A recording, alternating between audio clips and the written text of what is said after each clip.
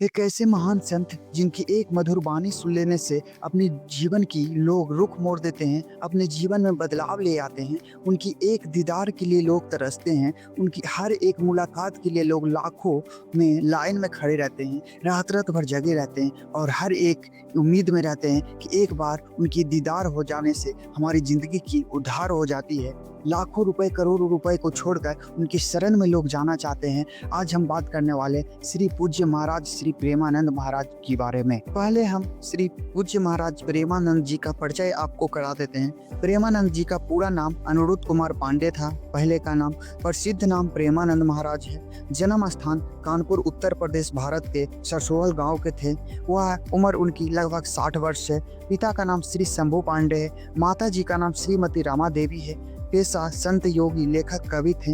घर त्याग 13 वर्ष की आयु में कर दिए थे। अभी वह वृंदावन में उत्तर प्रदेश में वास कर रहे हैं। पहले वह बनारस में रहते थे, उन्हीं तट पे वास करते थे। जाति ब्राह्मण, धर्म हिंदू, राष्ट्र भारतीय हैं वो भी। प्रेमानंद महाराज जी ने आप देख रहे हैं, प्रेमानंद महाराज तो कब के चले गए, वो आप साक्षात श्री कृष्ण और राधा हैं। प्रेमानंद को डॉक्टर जवाब दे दिया था 15 साल पहले कि बाबा आपकी ज़िंदगी तो 2 साल तक ही है, आपकी किडनी फेल हो गई है। इसी कारण वह अभी तक भी जिंदा है, क्योंकि उसमें साक्षात भगवान श्री कृष्ण और राधा है।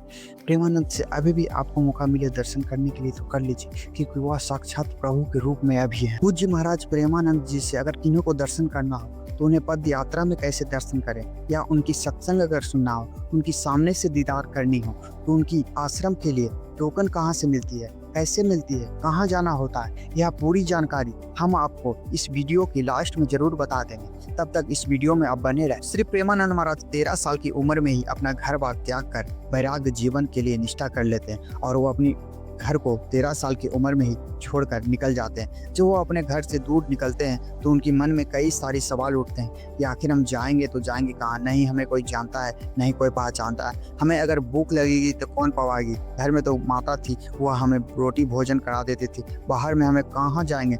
यह बात सोचकर अंदर से कई सारे सवाल उठते थे और उनकी जलन होती थी। यह सब सोचकर 15 किलोमीटर दूर एक श्री नंदेश्वर धाम मंदिर भगवान शंकर की मंदिर में पहुंचे। वहीं बैठकर कई सारे सवाल पूछ रहे थे अपने आप से, और उनकी जोर से कुछ देर के बाद भूख भी लगती है और प्यास भी लगती है, लेकिन यही सब सवाल से वह उलझे रहते हैं। फिर कुछ देर के बाद एक संत जन आते हैं और बोलते हैं, ये बालक तुम क्या कर रहे हो, यहाँ शिवदास की एक कुटिया थी, उसमें आज ताले लगे हैं, कहाँ गए, उनके लिए हम एक दही लाए हैं, एक कमंडल भरकर। उनकी तो भूख लगी थी, यह देखकर वह कुछ नहीं समझ आ रहा था। फिर उन्हें कमंडल पकड़ा देता, ये लो बालक तुम खाओ। ये पकड़ाने के बाद वह एक अपनी लोटा साथ में लेकर घर से आते हैं और एक चादर, उसी लोटा से भर लोटा 3-4 लोटा भर के पीते हैं और खूब बुलंद हो जाते हैं, और फिर जाकर भगवान शंकर की शिवलिंग से लिपट जाते हैं। हे प्रभु आपकी निष्ठा महान है, और यह कर आंसू से भरकर रोने लगते हैं प्रेमानंद महाराज।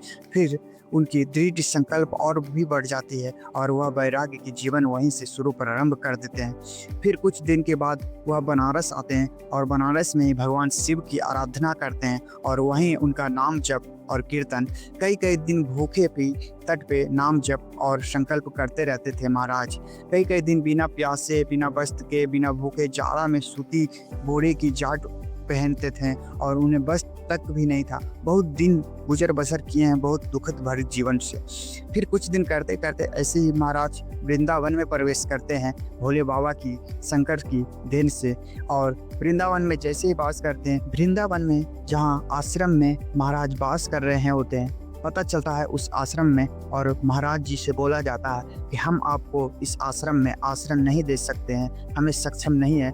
यह सुनकर प्रेमानंद बहुत दुखी होते हैं अंदर से, लेकिन वह दृढ़ राधा रानी और भगवान कृष्ण पर भरोसा अटूट रखते हुए वह वहाँ से बोलते हैं कि हम 15 मिनट में अपनी झोली लेकर आते हैं और यहाँ से चले जाते हैं। फिर वहाँ से निकलकर राधा वल्लभ की ओर जाते हैं और वहीं सुबह तक बैठे रहते हैं और वहीं बोलते हैं, हे दृष्टि हमें क्या भूल हुई कि हमें वृंदावन वास नहीं हो रहा, एक छोटा सा कोना हमें दे दो।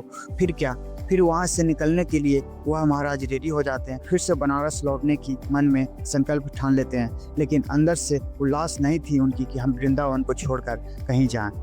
फिर वह कुछ एक और संत आते हैं और उनसे मिलते हैं और बोलते हैं आप कहीं नहीं जा सकते हैं, आप हमारी छोटी सी कुटिया है उसमें चलिए, और वह अपने आश्रम में ले जाते हैं। फिर वहीं से महाराज की आरंभ शुरू हो जाती है और वह आश्रम फिर छोड़कर महाराज एक दूसरे आश्रम में फिर चले जाते हैं और वहीं से महाराज की फिर व्यर्थता और गुणवत्ता की कहानी शुरू हो जाती है और सभी को मनमोहित वाली चर्चित वाणी से मनमोहनी की काम करते हैं। महाराज श्री प्रेमानंद जी पूज्य हैं हमारे सबके, आपके भी। श्री प्रेमानंद महाराज जी का आप भी अगर दीदार करना चाहते हैं, उनका दर्शन करना चाहते हैं, तो पहले वृंदावन आ जाए। वृंदावन आने के बाद केली कुंज के लिए एक ऑटो पकड़े, वहाँ से केली कुंज आ जाए। वहाँ से अगर किसी ब्रिजवासी से पूछेगा कि महाराज जी का आश्रम है, वो बता देंगे। अगर आपको रात में पद यात्रा का दर्शन करना है तो रात्रि के 1 बजे से लेके 3 बजे के बीच आए। अगर आपको सत्संग का दर्शन करना है, सत्संग सुनना है, तो महाराज जी के टोकन लेना होगा।